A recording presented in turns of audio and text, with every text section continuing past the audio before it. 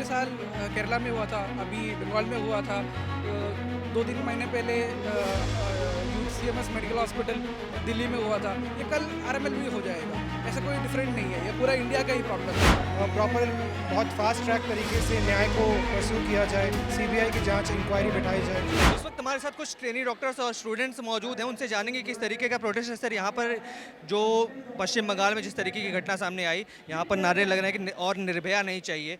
क्या सरकारों से मांग है और क्या लग रहा है सरकारें इस पर सीरियस हैं कुछ या कुछ एक्शन लेने की बात कर रही हैं? फर्स्ट ऑफ ऑल हम ये चाहते हैं कि यहाँ पे कोई इम्पार्शियल जुडिशल इंक्वायरी हो जाए एंड जो सच है वो सामने आ जाए। और दूसरा ये मांग है कि the doctors, specially female doctors in this all hospitals across in Delhi as well as in Bengal are through going through very bad situation. तो सिक्योरिटी का मांग तो है, तो जो हमारे ड्यूटी रूम्स है उसमें security should be improved. Security चाहे वो गार्ड्स हो या ऑन कॉल में और लोगों की अवेलेबिलिटी हो जाए और सेफ एंड सिक्योर एक एनवायरनमेंट क्रिएट हो जाए so that we can work peacefully and safe in this. Delhi का एनवायरनमेंट कैसे, ऐसे बंगाल की घटना है पर दिल्ली में भी आप लोग यहाँ पर इस पढ़ाई करते हैं, आप लोग प्रैक्टिस करते हैं, तो किस तरीके का माहौल है? क्या सिक्योरिटी को लेकर महिलाएं सुरक्षित महसूस करती हैं यहाँ पर? मैं एक ट्रेनी रेडियोलॉजिस्ट हूँ फाइनल ईयर यहाँ पे, और I can very surely say that कि यहाँ पे भी कोई डिफरेंट है नहीं है। पिछले साल केरला में हुआ था, अभी बंगाल में हुआ था। 2-3 महीने पहले यूसीएमएस मेडिकल हॉस्पिटल दिल्ली में हुआ था। ये कल आरएमएल भी हो जाएगा, ऐसा कोई डिफरेंट नहीं है, ये पूरा इंडिया का ही प्रॉब्लम है। तो जो मेरे कोलीग्स जो फीमेल्स है जो मेरे साथ काम करते हैं वो भी ऐसे ही है। सो ये न्यूज़ जब ब्रेक हुआ था सो दे ऑल्सो फेल दैट कि वो भी अनसेफ है।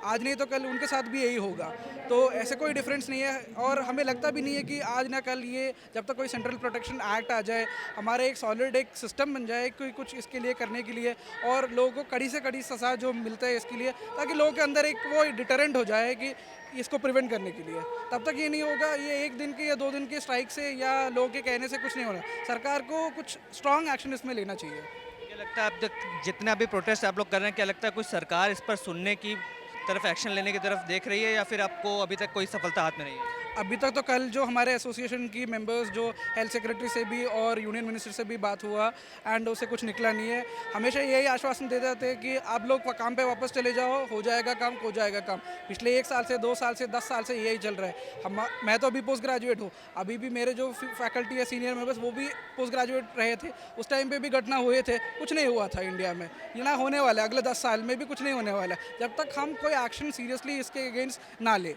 तो ये नहीं लगता कि जब तक अभी तो इसलिए हम बैठे हैं कि आश्वासन को बिना ऐसे सुन के हम नहीं आने वाले वापस। अब काफ़ी हो चुका है, हद पार हो चुका है, अब हमें करना चाहिए कुछ ना आगे इसमें। क्या लग रहा है जिस तरीके से आप लोग मांग कर रहे हैं, कोई सरकार की तरफ से आपको सहायता प्राप्त हुई या कोई आया मिलने, कोई आपकी परेशानी सुनने आया अब तक? प्रोएक्टिवली उनकी तरफ से तो कोई आया नहीं है।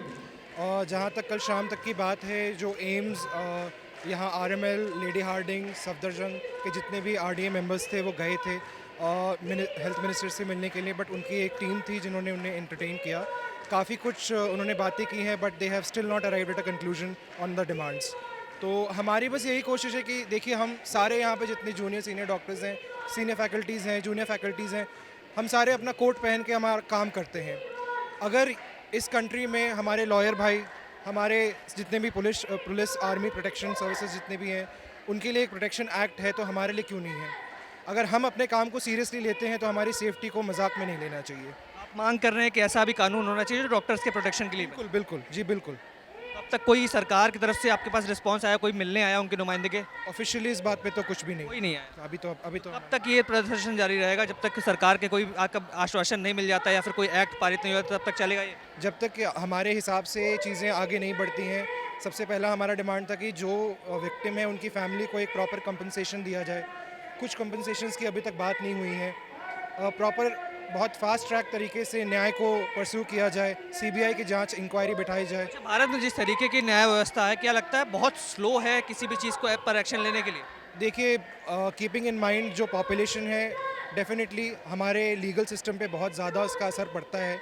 इट इज़ नॉट कि बहुत ही स्मॉल पॉपुलेशन है जिसकी जस्टिस बहुत स्विफ्टली हो जाए, लेकिन ऐसे केसेस में जहाँ पे बहुत ही हीनियस क्राइम है, जहाँ पे हर एक लेडी डॉक्टर बहुत इनसिक्योर फील करती है। मेरी एक छोटी सिस्टर है who is preparing for medicine, मेरी एक मदर है हु इज़ अ डॉक्टर। जब वो शाम को कल रात को टीयर्स में थे इन चीज़ों को देख करके, सुन करके, then I feel we are failing as a society. और इन चीज़ों के लिए तो सख्त से सख्त कार्रवाई, जल्द से जल्द कार्रवाई होनी चाहिए। जिस तरीके से देखा यहाँ पर छात्र डॉक्टर जो यहाँ प्रैक्टिस करते हैं राम मनोहर लोहिया हॉस्पिटल में, इस तरीके से यहाँ पर धरना प्रदर्शन अभी भी जारी है और इनकी मांग है कि एक ऐसा कानून होना चाहिए जो डॉक्टर्स के प्रोटेक्शन के लिए बने, क्योंकि जिस तरीके से महिलाएं डॉक्टर जो इनकी कलीग्स हैं या फिर और भी जो देश भर की महिला डॉक्टर्स हैं, कहीं ना कहीं असुरक्षित महसूस करती हैं, जिनका काम है लोगों की जान बचाना, कहीं ना कहीं वो अपनी सुरक्षा के लिए सरकार से मदद मांगते हुए दिखाई दे रही हैं।